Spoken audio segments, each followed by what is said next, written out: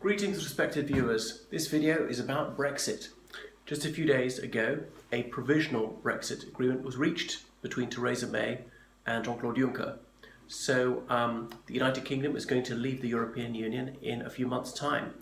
And what's the outline of the agreement? Well, the United Kingdom is going to pay in about £39 billion. I've read contradictory reports. This is the highest, it's the lowest figure. The Republic of Ireland and Northern Ireland will have an open border. There's going to be regulatory alignment between Northern Ireland and the EU. What else? Citizens' rights are guaranteed. EU citizens living in the United Kingdom, UK citizens living in the European Union. The Court of Justice of the European Union is going to have jurisdiction over some aspects of British life for quite a few years to come. This is very much a soft Brexit. Remember, Theresa May was a Remainer. She was asked several times in the last election whether she believed in Brexit, and she wouldn't give a straight answer saying, I will carry out the will of the people. That was the key plank of her election campaign. Anyway, so Brexit is happening. Nobody disputes that. But it's such a moderate Brexit that some people say, well, that's not real Brexit. Remainers may have hope that they may be able to reverse it, because as the UK's not gone really halfway to Brexit, they think, well, it's not that much to pull all the way back. It might be logical to actually try to rejoin the European Union. On Monday, people were saying the knives were out for Theresa May. She was going to be gone in days, replaced by David Davis. Well, as he was chief negotiator, that wouldn't make much sense, as it was his primary responsibility to make headway, and he hadn't. But now she's hailed as a heroine. Certainly Remainers like her because it's such a mild Brexit. Now, what do I make of it? I'll lay my cards on the table. I was a passionate, though not an extreme, Brexiteer. I'm not an ethno-nationalist, and I'm not an absolutist on these things. I believe in cooperation with other countries. The United Kingdom is going to have some sort of relationship with other European countries, be trading with them, as it's done for millennia, since before the UK even existed. And cooperating on certain issues could be acceptable. Well, I won't go into why I was against the EU. I would favour a hard Brexit. However, as the Eurosceptic side won by only a narrow margin in the referendum, it makes more sense to have a soft Brexit. Moreover, it reduces the chance of the United Kingdom breaking up. So this will ease the UK into Brexit, a gradual change. I wonder whether the UK should have just got on with it and left.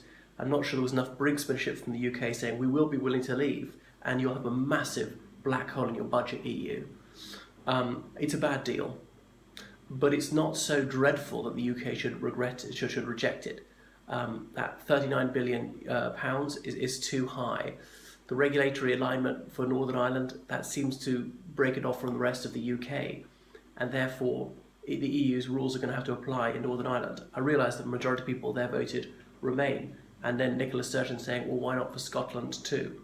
And let me see, the Court of Justice of the European Union is going to have jurisdiction over the UK for, I think it's 12 years to come. So this is just too much.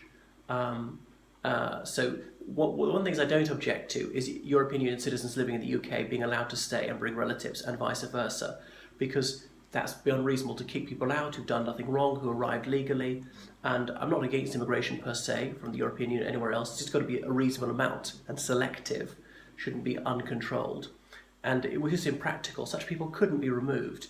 If they were ordered out, they refused to go. What was the UK going to do? Arrest a couple of million people? The UK can't even kick out dangerous criminals. So it's not going to be able to kick out law-abiding and constructive people. So that's that. Anyway, Labour will like it because they're mostly Remain, their parliamentary party. There are some Leavers as well, they tend to be moderate ones. The Lib Dems are tiny, they will like it. The SNP, well, they can't really vote against it. They'll just say, oh, we should have something with us for Scotland. Plaid Cymru, the SDLP, Sinn Féin will all be on board. Most of the Conservatives will like it because most of them were Remainers. Even some of the Brexiteers will like it. The real hard-line Brexiteers will say, this is just too much. UKIP won't, but UKIP's fox has been shot. So they're not a going concern. So Theresa May, perhaps she's secured her premiership for some time to come, because people were saying, well, as soon as Brexit is a done deal, she'll be turfed out. I'm not so sure, could round the corner. So probably the pound sterling has jumped and is going to go up in value over the next few months. And that's that, because much of the doubt is laid to rest. The thing is, it's not quite a done deal. The ink is not on the parchment yet. It's got to be approved by the rest of the EU. Either side could yet back out. but it's quite a good sign, because there'd been negative rumblings for several weeks that they'd reached an impasse, and perhaps the United Kingdom was going to have to leave without a deal, which would be worrying for the European Union as well as everybody else. The EU was a bit preoccupied with Catalonia. The European Union didn't want to make independence seem too alluring, otherwise perhaps Denmark might leave the EU. They were the only country I thought that was remotely likely might depart the European Union. So I wish there had been a more acceptable deal. I just think it's not Brexit enough. As I say, I wouldn't want to go too far. That might have too many negative repercussions.